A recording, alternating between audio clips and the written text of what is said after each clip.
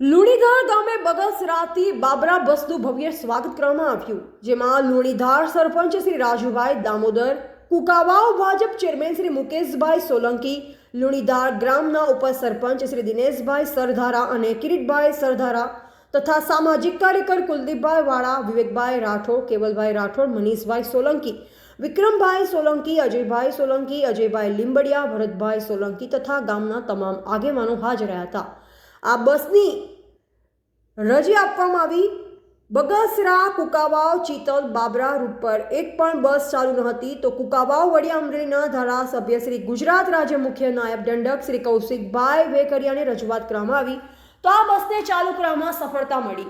આ બસ બગસરાથી સવારે 8 વાગે ઉપડશે અને હળાદા, વાઘનિયા, નવા જૂના, કુકાવાવ, નાની મોટી, જંગલ, કોલડા, કાઠમા, લુણીધાર, જીથુડી, જસવંતગઢ, ચિતલ, બિલડી, ઇંગોરાળા, પીર ખીજડીયા, વરારડી, ચમારડી થઈ બાબરા પહોંચશે, જે 11 વાગે પાછી ફરશે અને બપોરે 2 વાગે બગસરા ડેપોથી ઉપડશે, જે આ જ રૂટ પર બાબરા પહોંચશે, જે 4 વાગે બાબરાથી બગસરા જવા માટે ઉપડશે. જિલ્લા બ્યુરો ચીફ સિદ્ધરાજસિંહ જાડેજા.